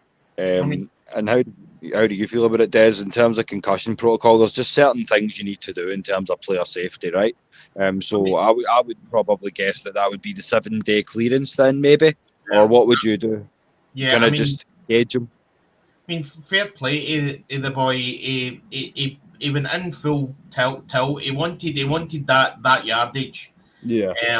I would say that Appreciate the preseason isn't just about players getting better. It's also about refs getting better as well. That was a helmet on helmet. That literally was a penalty. That I mean, there was no justification for that hit. But so again, the referee should have dealt with that. My thought is that if he is, as I spoke earlier, if he is under 7-day concussion protocol, then he's out for next week. So if he's out for next week, is it a case that they're just going to play Easton Stick for the full game? Or are they going to bring in maybe another quarterback from somewhere? Or are they going to put Kirk Cousins out there? I'm pretty sure from everything that you're hearing, Michael Penix Jr. ain't playing. Yeah. Well, that's an interesting question, because to go back on what we did say about Easton Stick here, we am showing a little bit more arm. If we were, it's something that we'll talk about a little bit later on when we play the trade game. But when you're talking about QB, I feel like Easton Stick's done enough. If you take out the pick six last night to warrant maybe a full game, I don't know that we can maybe risk Kirk getting hurt and being out for a longer period of time, particularly if, as we will go on to talk about a little bit, if he becomes a potential trade piece. So we can't risk getting him hurt either. So I would probably roll with Easton Stick. I feel like he's not good enough to be necessarily QB2. Nick Nash out there. He used to be quarterback. Yeah, he was maybe quarterback so. Though, for his first 2 years, and or was his first 2 years in college? He was quarterback. Yeah, year and a half, 2 years. Yeah, at San Diego State. See what Nick Nash does. He could be a Sanu type. Yeah, hell yeah, why not? But yeah, as I say, shout out to Jay Black again. He says, Koo is hell-bent on staying on the 53, and Krieg will be on the team but not count. Yeah, exactly. So there's no point in worrying about it. As I say, I use the term back for little more than drama. We just like to talk about the competitions and things like that, and who we feel like the real starters are going to be potentially. But yeah, I feel like both men are going to be there come week one. Just one thing, Will. If you look at some of the free agents for quarterback, I mean, Tim Boyle is available. Ian Book as well is available. And Carson Wentz is available as well. So there is a few. I mean, there is a few QBs out there. There are options. Yeah, I mean, I think Tim Boyle's an okay. Hey, Cam Newton. Cam Newton, yeah. He's probably still looking. He's been begging to play for the Falcons, but he's been offended when the Falcons haven't taken him over. Oh, yeah. That would be fun for the memes. Come in as a backup then. Oh, I'd love to see Cam's opinion on that. But yeah. But let's kind of, as I say, talk about one of the other things that we could laugh at, but we won't, because it's quite a serious issue and quite a broad issue that involves some more quite mature discussion from around the NFL in terms of things like prenuptial agreements and making sure that your personal brand is protected, especially when you're new to the game. So we'll start with you, Des, and then we'll get on to you, Cam, about your thoughts on it. But in terms of the Travis Hunter situation, so he's just signed a 4-year, $64 million contract, essentially his rookie deal. He and his fiance, prospective wife, is now essentially filing for divorce for $60 million, allegedly. Yeah. As I say, maybe we need to wait until more comes out, but surely when you're talking about things like that, well, how do you feel about it, Des, first off? Well, I seen a tweet earlier on and I had to laugh. And again, listen, we're trying to lighten the mood a wee bit. Obviously, just talk about other things that's happening. But I seen a tweet that said that the divorce rumours are absolutely false. That him and his wife are really, really happy and they've just adopted a puppy. Oh, so nothing says commitment like signing a puppy, adopting a puppy. So listen, all the rumours are wrong. They've just adopted a puppy. It's all okay. You know what I mean? There we go. It's all. The man said it's all peace and love. Yeah. You gave her a Doberman. She doesn't want the 40 million. You know what I mean? You would think she just found out she was pregnant or something. You know what I mean? They've adopted a puppy. Yeah, well, fantastic. Well, listen, the way I look at it is that, I mean, we've known for quite a few years what we're going to get in Travis Hunter. I mean, his nil deals must have been phenomenal as well. So he's pocketed a few bob, and obviously 100%. he's just signed that big contract. As you say, I mean, this guy's going to put his body on the line for the next 10 years, and probably put his body on the line more than any other player, apart from maybe Deion Sanders, his sporting career. So listen, if the rumours are true and he's not signed a prenup, then that's going to be an issue on his part. Yeah. I think from my point of view, he's still going to make. I mean, that young guy is going to make a couple of $100 million, I would say, in his career. So he's not going to struggle for pennies anyway. But yeah, I just thought that tweet was funny about the fact that they'd adopted a puppy. So all's well. You know what I mean? Yeah, no, it makes a lot of sense, but no, taking no sides and just being diplomatic on it. I would just say that if you're a young, successful, wealthy person, just know to protect yourself. But obviously, if the love is there, then obviously all the best, and may it continue to grow and flourish. And I hope if it's a puppy that and it turns out to be a Chihuahua, that they don't annoy you too much, because I can speak for you advance and tell you that they do have the fury of 10,000 men. So choose your puppies carefully. Yeah, this is my first time even hearing about that. So I was gonna immediately say, wow, I guess y'all should have listened to Jaden Daniels' mom. Like, yeah, but no. With the Jags signing that deal, yeah, Travis Hunter is a great player, and probably he's going to save money in the long run with the markets going up, especially with his market going to be mixed between DB and a wide receiver. But yeah, no, it's they better hope he hits, because they're going all in. It sounds like the Jags. It's boom or bust for this team. Not really Travis Hunter himself, but like they're investing quite a bit into that one guy. What I would say with the fallout we done for JPJ, people forget how much the Jacksonville Jaguars gave for moving up to get Travis Hunter. Yeah.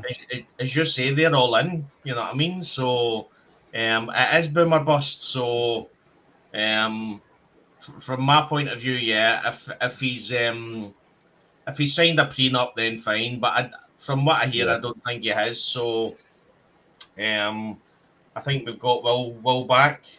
Oh, someone else, or did we get two Wills? Yeah, no, I think this is Will coming in again. Yeah, so okay. There we go. My mistake. Yep, should be. I hear you fine now. So, yeah, as I say, we were just kind of wrapping up talking about the Travis Hunter situation and things before we open it up to the Q&A and things. So, did I miss anything major, or are we just kind of circling that back? No, not at all. Obviously, remember, we've got to talk about the QB thing as well. Yeah. So let's do it. You can start us off with that. So, by all means. So, yeah. So, obviously, the way Easton Stick played last night, I wouldn't say that it was it filled me with confidence. Probably, again, a shout out to the comments and everybody that's on the stream. I know what my answer is, but if we get a trade request to let Kirk go tomorrow, who can say they're confident to have Easton Stick as their backup quarterback? You know what I mean? From my point of view, I honestly believe that if we get rid of Kirk Cousins, I think we're going to have to go out there and sign a veteran QB, because what he showed in the game last night, he's a backup to a backup. That's what Easton Stick is. He's not somebody that you can put into a game and expect the offense to effectively tick along the way it's going to tick along when you get either Kirk Cousins or Michael Penix Jr. in there. No, I completely agree. And as you say, he may be a perfectly serviceable QB3, but QB3 he will certainly remain if that's the best display that he's capable of putting up. And how do you feel about that, Cam? Do you feel like he can compete for QB2 if Kirk moves on, or would you want to bring someone in to replace him? Yeah, I would want somebody else in there. Obviously, you never expected your backup quarterback to, win you all the games, but at least keep you in them. He couldn't keep you in that game. That game was, I guess last minute we did come back, but he did seem to learn from the first half or something. Something changed, but. Yeah, no, it's a roller coaster with him. It's up and down. I wouldn't even know how I'd compare him to Desmond Ridder. I think Des, kind of even did better in a lot of situations than, I don't know, like Easton Stick. He seemed like he hesitated to run a lot when he had the open space just to take the first down, and then that annoyed the hell out of me.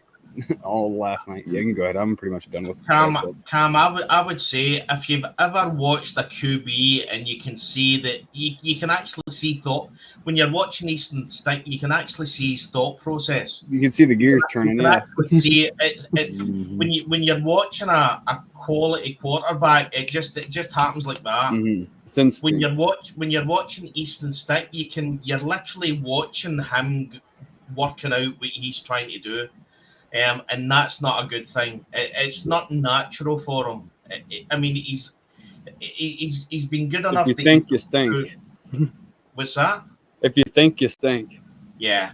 He's good enough that he's got through college and he's got to the NFL, and he'll make a good living as a backup to a backup on practice squads and things like that. Right. But if you're telling me that in game 10 something happens to Michael Penix Jr. and we're then putting him in to actually take the season and to get us to the playoffs, it's just not happening at all. No, and as I say, we'll see when the starters come in. the step up, and I feel like that's something that we can hold our hats on for. Everything that was said that's been maybe detrimental or needs work on, that's something we can say is we've not seen the starters really come to bear yet, so do bear that in mind. But yeah, what I'm going to do is just before we do get into the Q&A sort of segment of the show, I just want to remind you all that we're always looking for more creators and panelists to join the family. So as I say, there's a lot of you that are on in the chat anyway. So if you do want to get in touch with me, contact myself, contact Maggie, contact Des, Cam, any of the guys. Let us know. We'll get in touch with you regarding show times, topic ideas, things of that nature. And as I say, we are looking to expand in the near future back up to the 3 that we were previously doing once we can get the right people in place. So from some of the conversations that we've been having, from the love and support that you show on every show, there's a few names that we've been talking about behind the scenes. So we're not going to spoil anything just yet, but some of you should be expecting messages. That's all we'll say. So yeah, on that note, Q&A or come and have your say. So if there's anything we've maybe not covered that you'd like us to talk about, to answer, or to look in a little bit more detail for you, then by all means do let us know. So just drop them down in the chat, and we'll do our best to get them covered for you. So is there anything else you guys want to cover just while we're waiting on some of those questions coming in? Yeah. Go ahead. Yeah, I want just a positive. And again, it just shows you how the game went. Bradley Pinion's punts were fantastic. Hell yeah. You know what I mean? Oh yeah. Yeah, that was one thing we forgot to mention. We had that tagged into the kicker, but maybe he should be the place kicker if Q can't manage it. I wouldn't be mad at that.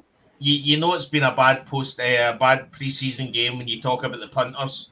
You know what I mean? Oh. So, but another thing to look at as well is just a wee statistic. And again, we talked about the first half, how bad the first half was.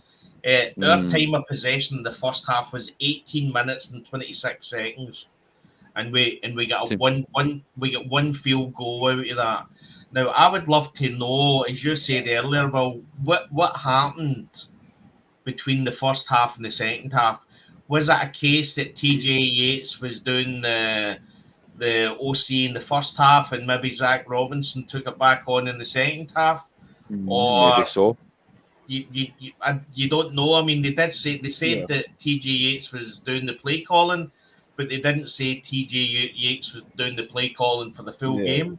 I don't see how much. Yeah. And then, as you say, they did come out in the second half with a fire under their asses, so to speak. So I don't know whether it's been a coaching adjustment or whether it's just been a pep talk. But yeah, they definitely came out flat in the first half, but revitalised and ready for the second. And the comeback up to 13 all and then 20 all kind of showed it that we were right in the fight. It was just something that was missing, and we kind of were able to put it together a little bit more. And here's our first question. So if you've only got one choice, gun to head, Chris Blair or Casey Washington, who makes the squad? Des, you first. For me, Casey Washington. I think his all round game is better. I think he's when you're training with Drake London and Darnell Mooney, well, obviously he's been injured, and Ray McLeod, and your coach comes out and actually talks about you in the press conference, then you know, and your quarterback talks about you as well. You know you're doing something right. I mean, I would say I think Chris Blair's going to make the squad as well, and I think our depth is going to be do well at wide receiver. I think what we will probably be surprised of is I think the rotation that we're seeing in defense. I think we're at a point where I think we're going to see quite a lot of rotation in the offense as well. Bearing in mind that Raheem Morris is sitting down and looking at a bye week at week 5. So effectively from week 6 onwards, there's no breaks. So effectively, Raheem Morris and the coaching staff are looking at this and saying to themselves, you know what, we need to at least at some point give some of our starters a wee bit of a rest. And that's where, if the offense is as good as we hope it will be, then there's going to hopefully there's times where in the fourth quarter we put Chris Blair, Casey Washington in, we take out Darnell Mooney, we take out Drake London, and effectively we can rotate the players. But I think the two of them will make the squad, and I think they'll. With Michael Penix Jr. throwing them the ball, I think they'll be capable backups for definitely. Yeah, I agree. And how do you feel? Yeah, Casey Washington. Just I don't know. I feel like he's kind of more solidified there. And, like Chris Blair has been great, great hands, good speed, but Casey, I feel like he's a bit more versatile. Like he can do a couple more things than Blair can. I don't know. I feel like he's just a bit more versatile in his game. I'm not going to elaborate. I'd agree with both of you boys. I feel like Casey Washington's definitely more solidified. He's got a more complete game and he's got more to offer in terms of special teams rather than just as a pure receiver. But I feel like Chris Blair has the hands, the speed, the get-off ability, and the route running ability because he made a few nice crisp cuts and things like that nature. To where I would agree with you, it would be in an ideal situation we would be looking to hold on to both guys if we can. So yeah, that's how we feel about that one. Any other questions, guys? Just keep them coming. No, we got and one. as always, smash like, smash subscribe, all those great things. Keep showing love to your boys. Does that one big run from Nate Carter as the RB3, or do we go out and find somebody else? I love how he runs. Once he starts getting downhill, like he's like an avalanche. He just starts picking up more and more momentum as he goes. Like once he gets that lane, he just starts moving. I love how he runs. I hope he does get a spot. Yeah, I agree with you. I love that running style downhill, and it's almost like he's not quite as shifty as Bijan, but he's got some get off. And what were you going to say, Des? How do you feel about Nate Carter? He played really well last night. Some nice plays. Yeah. I think there's a possibility we maybe have four running backs, but Nate Carter is definitely. I mean, he's either in the squad or he's in the practice squad. He's going to make it anyway. Obviously, you've got Carlos Washington Jr., who we've not really seen him in preseason, so well, not a lot. So I'm assuming that this coaching squad have him as their RB3, behind Bijan and Tyler. But if I'm the coaching staff, I'm having Nate Carter as my RB4. Or effectively Carlos and Nate is equal RB3s. Yeah, I could see that, and just kind of situationally again, flexibility, just seeing who's going to be scheme fits for the certain plays that we want to run and things of that nature, 100%. But yeah, I feel like Nate Carter, if he's not in the 53-man roster, he'll be in the practice squad 100%. I don't feel like that's someone that you can cut. And the questions keep coming as well. Yeah, he's a really good one. Yeah. So, I'm very worried that Troy won't make it because, like everyone said, the best ability is availability, and if you're not going to be able to play this year, and if you're just going to get hurt again, like, why would you even have you on the team, man?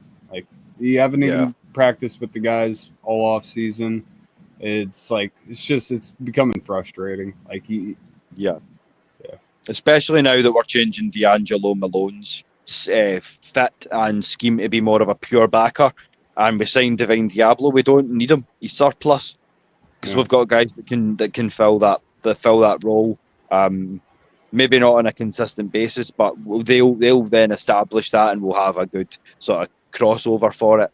In my opinion, so I don't think like we need Troy. So if he doesn't get healthy soon, then yeah, I'd agree with you. It's definitely time to call it quits. And how do you feel about that, Des? Yeah, I mean, so I've just checked it. 1.5 million cap savings if we release him post June the 1st. Yeah. So and that could help us get a backup quarterback or something that we might need if we don't want to end up going with Easton Stick or something. Yeah, and as you say, especially if we do get Kirk on the move as well, because a lot can happen. A lot of people there's still a chance that people can get hurt, and that QB teams, needy teams, do tend to get a bit more flexible in what they're willing to offer in some cases. So we'll see if that does come around. And here's another one. You are the only one asking questions, but thank you so much, honestly. We love it. And Cam, it's normally that when you were off camera, it used to be you that was Ricky. So, well, here's a special treat for you boys. Then, seeing as we've pretty much covered a lot of the negatives, positives, offense, defense, special teams that we wanted to cover. I'll say to the boys, 15-20 minutes. If you guys are still comfortable and you're happy to do it, what I'll do. I know it's Saturday and it's not a Saturday scrimmage anymore. We're doing something a little different, but there you go. If you can copy that from the ticker, Ricky would love to have you on, bro, for an actual chat. And as I say, we can close it out the right way. But if he's comfortable just doing these questions, then so be it. Just yeah, you please yourself. As I say, there's no pressure. Absolutely. But this year for Bates and Ellis to get on the All-Pro team, I could see it. Yeah, no, they're Bates. He was there 2 years ago. He didn't make it just this recent year. That when it was Hodge and Bijan. It was Bijan this year. Yeah, it was Lindstrom and Bates the year before that. So I mean, Bijan was only in on the second All-Pro, and it was only because one of the running backs before him that was picked went to the Super Bowl, and he then went in. So he was effectively a reserve, which was... It depends how good our defense does, because they get two of your defensive players, on the All-Pro team from your team, and no one from our offensive side. Isn't it only 2 players per team, or what? What's as far as I know, yeah. I'm not double. I need to double check that, but yeah. I think it is two per team. So Southside Ricky said, I'm a behind the camera guy. Yeah. Absolutely. I've smoked. He smoked too much. Our defense would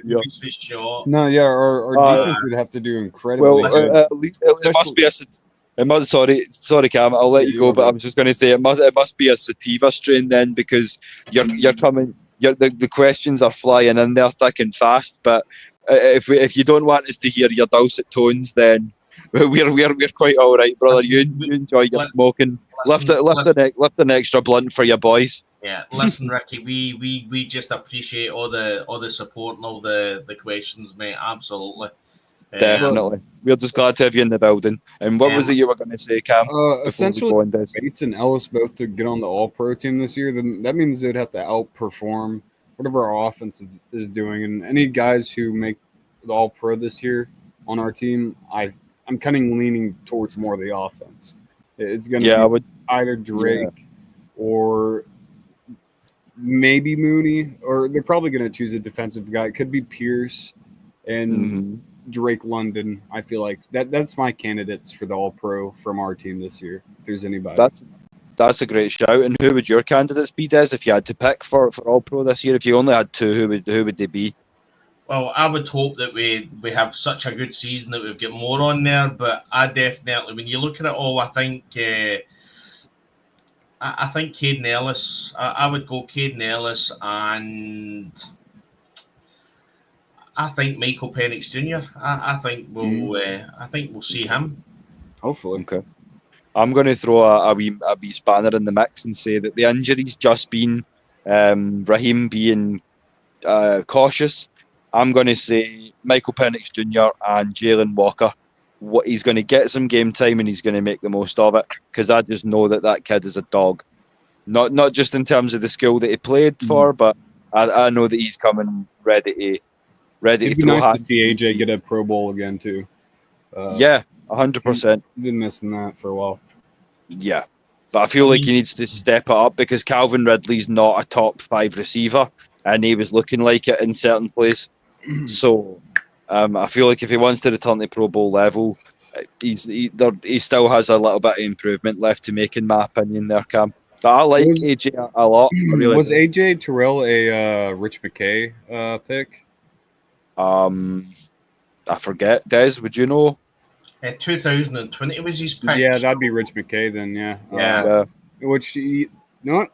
I'll give Rich McKay flowers there. That's a good pick when you compare him to Jeff Okudah and Henderson's career. You know, were they drafted higher? I know Okudah was drafted higher than AJ. Yeah, I think Okudah was 4, 5. And CJ Henderson was 9, and I think was Terrell 20. We were number 20 that year, were we not? Yeah, I'm pretty sure 20. Yeah. Well, thank you, Rich McKay, for that. That's all I can say. Yeah. That's the only thing I'm going to thank him for. But well, we're talking about Rich McKay, what I would say is, like, in the last 4 or 5 months, obviously the news came about that Rich McKay was stepping back from the Atlanta Falcons. Right. So I've wanted to mention this a few times. I don't think it's surprising that when Terry Fontenot's doing his own draft without Rich McKay behind him, that it has such a phenomenal draft. Everybody said how good this draft was. Well, the one constant that wasn't there any longer to the last few drafts was Rich McKay. Mm-hmm. Yeah, and maybe that tells you more than it should necessarily. As I say, the drafts have been different the last couple of years, and we're not afraid to go in there and take our guys. So, I mean, I'm here for it, and I know you boys are too. So, as I say, before we start winding down, the comments are still flooding through there. As of now, does AJ get a third contract with us? And I'd say yes, because he's still a, say, top 10 to 15 corner on his day. If he really shows out, then potentially top 5 to 8. So I would pay the man. Des? Yeah, I mean, he's got more players around him that can help him. I mean, Mike Hughes is quite I think he's underappreciated. Underappreciated, yeah, exactly. Yeah. And then you look at the ball hawks that you put around AJ as well, with Jesse Bates, Xavier Watts, Billy Bowman.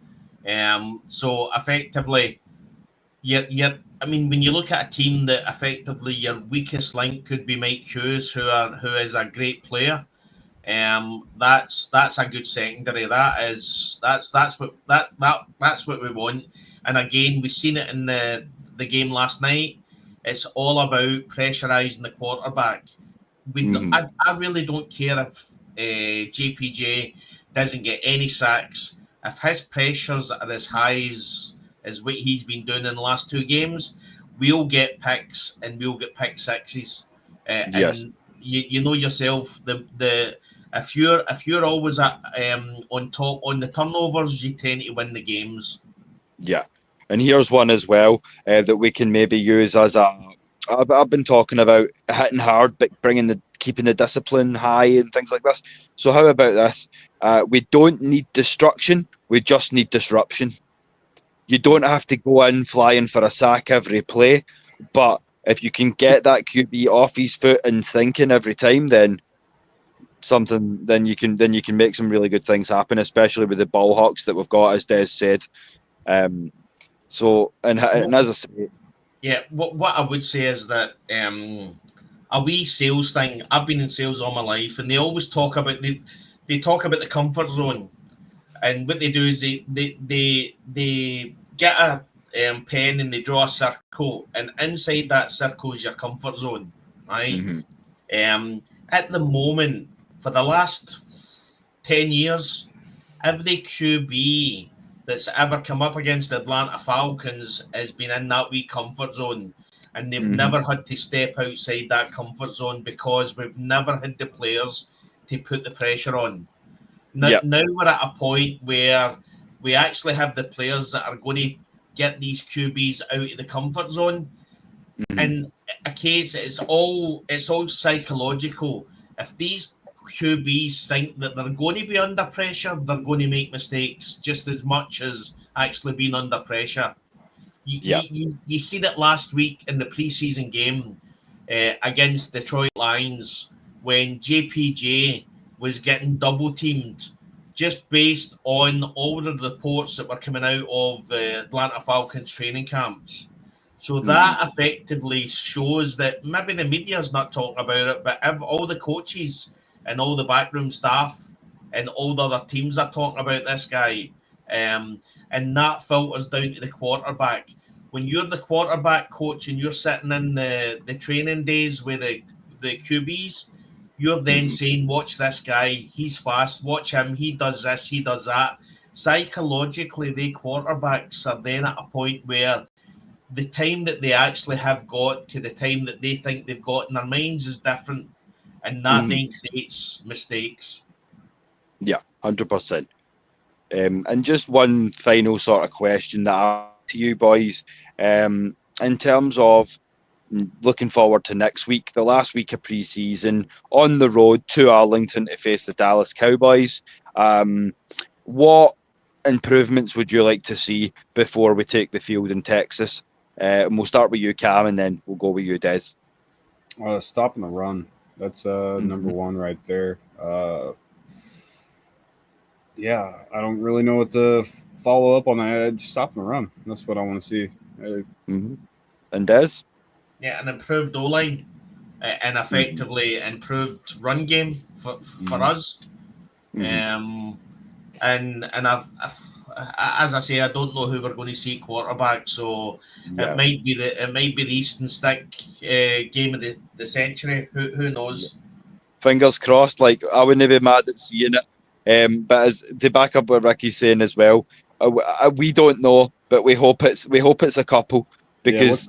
What's the over and under? Like, what knocks out like 4 guys? I'll take the. Yeah, I'll take the over on that. I think your money's safe. Listen, I don't care. There's 2 games where I want to see that happening, and that's the Saints game. Yeah. You know what I mean? If honestly, if we could take out Taysom Hill, I'm happy with that. What's that? Taysom, he's still with him? I didn't even know he's still with him. Yeah, he is. Yeah, and I'd agree with that. Listed as? I'm not tight end. I think. Oh, okay. Yeah, that's why I didn't see it because I was looking at quarterback room. But yeah, I agree. So much. Yeah, tight end. I'm sure, but yeah, he's one of these fucking Swiss Army knives, jack of all trades and a master of absolutely fucking none. But yeah, as I say, one more thing that I did notice that you guys are saying it. I'm just backing it up. The offensive line needs to be more consistent if we want to succeed in Dallas because we're playing a lot more disciplined football team than what we've just played in Tennessee. So if we can't win against Tennessee, Dallas is going to be an ask unless we can make adjustments through the week. But as I say, continue to join us. We'll be back. If not Wednesday, then certainly Thursday. We more hard-hitting takes. We more talk from the upcoming game, getting the hype in place and all that things that you love to see. But before we do wind out, just to obviously, as we always do, show love back to the family. So the fans that have been here for the last 2 hours with us, put up with the little sync issues that we've been having through the way, and just came here to enjoy some chat with your boys around the world, the AFN International, the Scottish Falcons. We are beyond thrilled now, 15 episodes deep. So you have spent over a day at this point listening to us talk about football. And this is only the beginning. We are growing exponentially with new guys in the pipeline, a new layout, a new way that we communicate amongst ourselves to prioritize giving you guys the best and the most up-to-date and the most fan interactive shows that we possibly can bring. So if you want us if you like this new layout, if you like the way that we've been coming at you, and you want us to see more, by all means, as I say, keep the red and blacks coming, the likes, the shares. You can get at us on the social media as well. So I'll start off and let the guys let you know as well. So you can get at me on X, Twitter, whatever you want to call it, YouTube, Facebook, TikTok as well, if you are on there. At Will the Thrill Waddle as well. So if it's not WADDELL, then it will be my enunciation version of that, which is WAD-L. But I'm not hard to find if you want to talk some dirty birds. As I say, we are the international diehards, so you'll always find one of us up no matter what time of night it is. Your boy's a slave to the grind, so and a bit of a vampire, so you know what to do.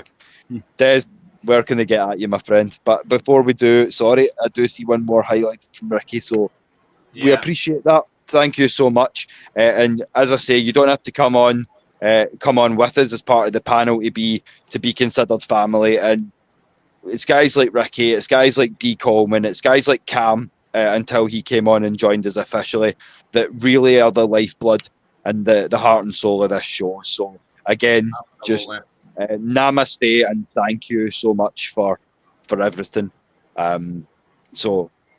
Yeah. And as I say, I could go full on lost and say welcome to the island, man. Being from an island myself, but we won't. But so, where can they get at you, bro? So you just get me on X. So it's hashtag Scottish Falcon, and that's about it. As I say, I'll say what you said. Well, we really appreciate the support. It's phenomenal. I mean, the seasons we're only two preseason games in, but it's going to start heating up. So yeah, I'm looking forward to the season. Yeah, me too. It's going to be a lot of exciting shows still to come. So guys, you do not want to miss now that we've got the layout in place and just real football's just around the corner. We get Hate Week in Dallas, even though it's pre-season. I know exactly what I want to see. And Mum, if you're watching, just be prepared for what we're bringing. That's all I'm going to say. And Cam, what's your closing thoughts, brother? You can find me on Facebook at 10camo1. I don't really post or anything.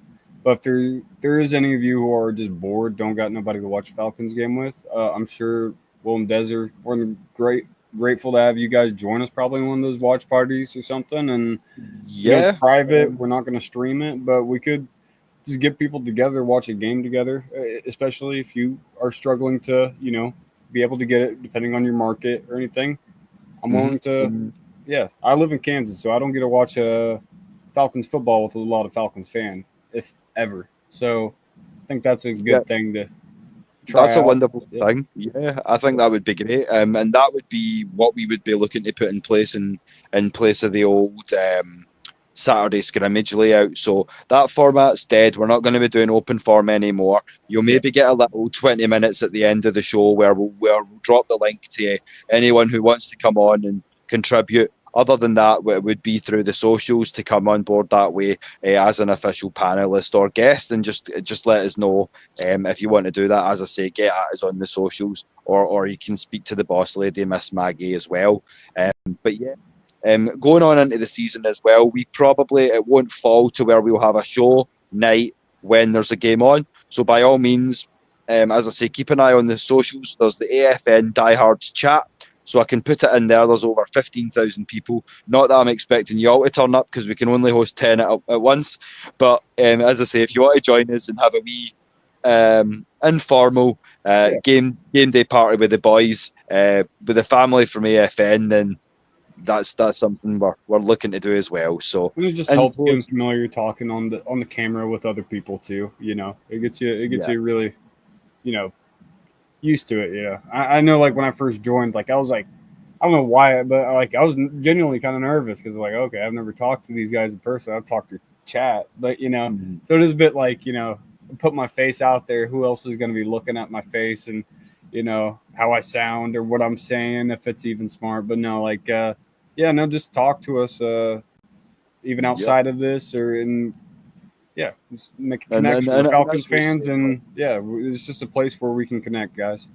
100%. And as you say, Cam, we cover a broad spectrum all around the world, all different tastes, all different ages, and things like that. So as long as you're 18 plus and a predominant English speaker, then by all means get at us, because Atlanta Falcons fan. Yeah. Yes. Yeah. Yes. None of that. So Louis, if you are listening, Louis, your time has been and gone. We appreciate you in the chat, but fuck them Pats.